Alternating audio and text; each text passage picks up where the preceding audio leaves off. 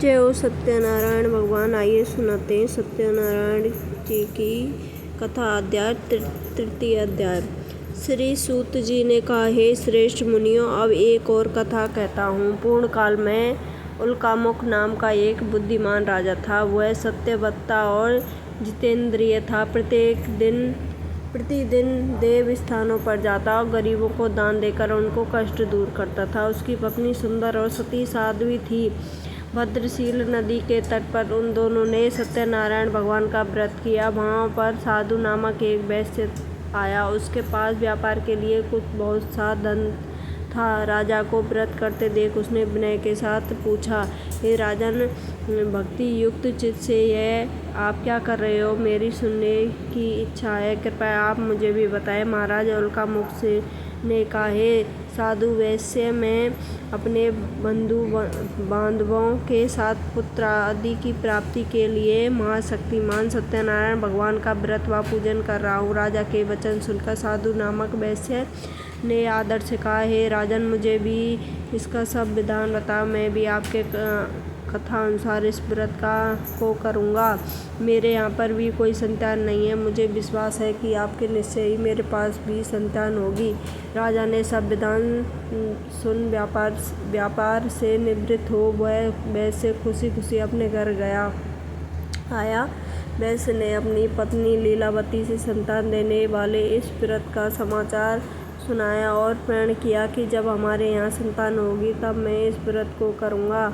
एक दिन उसकी पत्नी लीलावती शारीरिक धर्म में प्रवृत्त होकर गर्भवती हो गई। 10वें महीने में उसने एक सुंदर कन्या को जन्म दिया। कन्या का नाम कलावती रखा गया। उसके बाद लीलावती ने अपने पति को स्मरण दिलाया कि आपने जो भगवान का व्रत करने का संकल्प किया था, आप उसे पूरा कीजिए। साधु वैश्य ने कहा, हे प्रिय, मैं कन्या के विवाह पर इस व्रत को करूँगा। इस प्रकार वह पत्नी को अनुशासन देकर व्यापार करने चला गया। काफ़ी दिनों पश्चात वह लौटा तो उसने नगर में सखियों के साथ अपनी पुत्री को खेलते हुए देखा। वैश्य ने तत्काल एक दूत को बुलाकर कहा कि इस पुत्री के लिए कोई सुयोग्य वर की तलाश करो।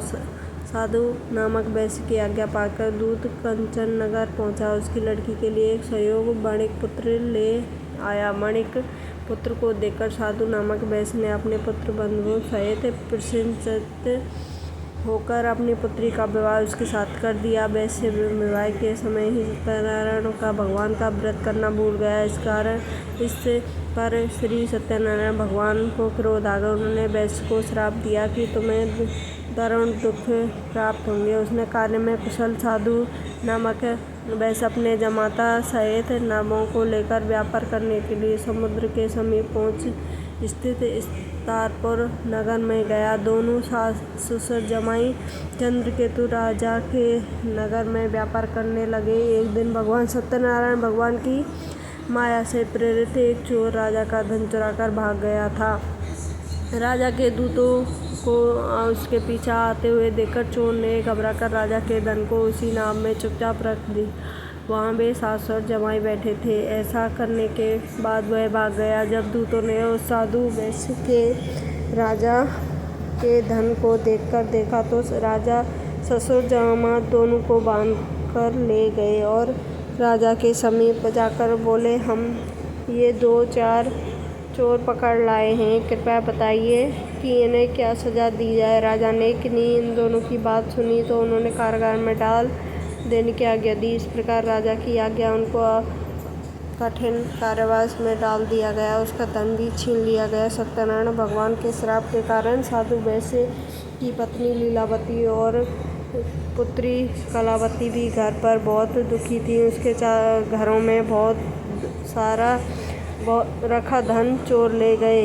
एक दिन शारीरिक और मानसिक पीड़ित और भूख प्यास से अति दुखित हो भोजन की चिंता में कलावती एक ब्राह्मण के घर गई। उन्होंने ब्राह्मण को श्री सत्यनारायण भगवान का व्रत करते देखा। उसने कथा सुनी और प्रसाद ग्रहण कर रात को घर आई। माता ने कलावती से पूछा, हे पुत्री, तुम अब कहाँ रहती हो? तेरे मन में क्या है? कलावती बोली, हे माता, मेरे एक ब्राह्मण के घर श्री सत्यनारायण भगवान का व्रत होते देखा। कलावती के वचन सुनकर लीलावती ने सत्यनारायण भगवान के पूजन की तैयारी की। उसने परिवार और बंधुओं सहित श्री सत्यनारायण भगवान का पूजन का व्रत किया और वर मांगा कि मेरे पति और दामाद शीघ्र ही घर वापस लौट आएं। साथ ही भगवान से प्रार्थना की, हम आप सबका अपराध क्षमा करो।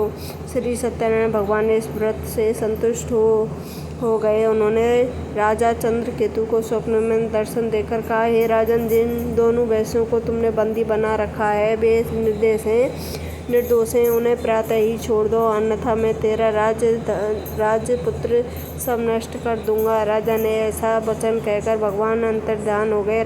प्रातःकाल राजा चंद्रकेतु ने सभा में उनको अपना स्वप्न सुनाया। सैनिकों को आज्ञा दी कि दोनों का बड़े पुत्रों को कैद से मुक्त कर सभा ले जाएं। दोनों ने आते ही राजा को प्रणाम किया। राजा ने उनसे कहा, हे महानुभावो, तुम्हें भाभी बस ऐसा कठिन प्राप्त हुआ, अब तुम्हें कोई भय नहीं है, तुम मुक्त हो। ऐसे कहकर राजा ने उनको नए नए वस्त्राभूषण पहनाए और उनका जितना धन लिया उनसे दोगुना लौटाकर आदर से विदा किया। दोनों वैश्य अपने घर को चले गए। जय हो सत्यनारायण भगवान सब पर कृपा बरसाए। अपना प्लीज़ लाइक सब्सक्राइब करें। जिन्होंने चैनल को लाइक सब्सक्राइब नहीं किया, प्लीज़ सपोर्ट मी।